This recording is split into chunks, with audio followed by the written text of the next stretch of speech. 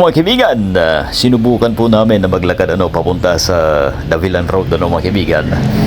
Galing dito sa barangay Timbaw mga kaibigan. Napakalapit lang po pala dahil pagtawid lamang po ng Bakon mga kaibigan ay yun na mismo ay kalsada ng Davilan na konektado, pero hindi pa naman ganun kalapit yung mga tindahan So naglakad po kami ng kaunti at yan na, eto na mga kaibigan napakarami po at mas lalong humaba po ang mga sidewalk na tindahan dito mga kaibigan.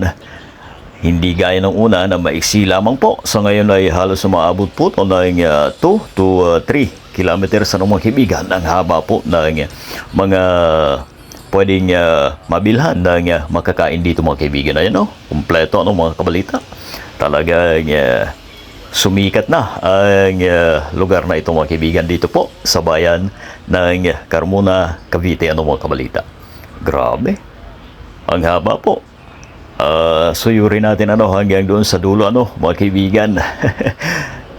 Pasensya na dahil di po natin na dokumento mga kaibigan ang paglalakad po namin kasi hindi naplano ng maayos. So ayan doon sa mga gusto rin magbaon mga kaibigan ay pwede rin po, pero ang mai-advise po natin sa inyo ay magdala po kayo ng upuan mga kaibigan dahil syempre unang customer ay yun din po ang unang makakaupo mga kaibigan. Hindi po pwede na lahat ay makakaupo sa bawat bibilhan po natin ng makakain mga kaibigan. Alright, so yung mga upuan na pwedeng mabitbit mga kaibigan ay pwede po nating dalhin para nang sa ganon ay hindi po tayo mapagod. Wala po kasi ditong gaya sa Carmona Park na may mga mauupuan mga kaibigan. Okay, so ang haba po talaga mga kaibigan at sobrang dami ng tao sa ngayon mga kabalita.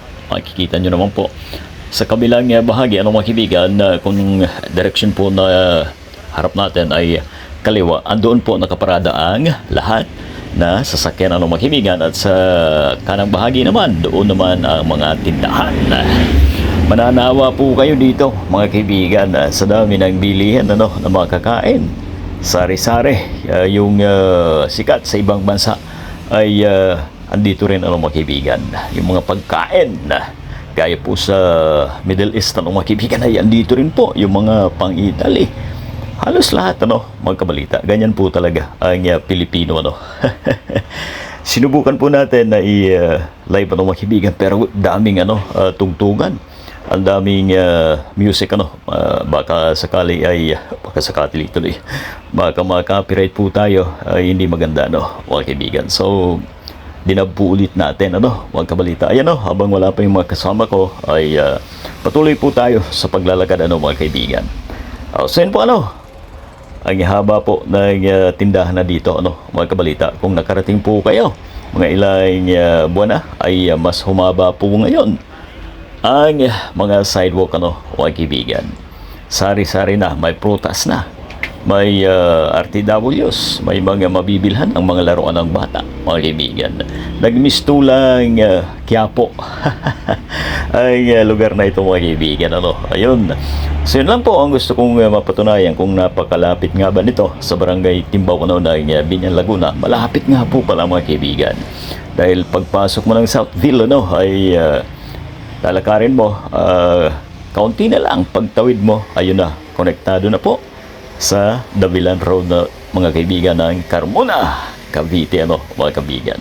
Alright, ayan, madilim na po at talagang grabe, hindi naman nakakatakot dito mga kaibigan sa dami ng tao at yung mga ilaw nakasolar. Ayan, mga alas 5 ay nag-uumpisa na rito mga kaibigan, pero wala pa tayong info kung hanggang alas 10 nga ba ang pagtanggap ng mga bumibisita dito mga kaibigan. Okay, i-confirm pa natin yan mga kabalita. Basta ang na-confirm po natin ay napakalapit lang po pala neto sa barangay Timbaw mga kaibigan, ang Davilan Road na ang Carmona, Cavite mga kaibigan. Ayan, Once again, ano mga kaibigan, kung kayo ay pupunta po dito ay magbitbit po kayo ng mga upuan.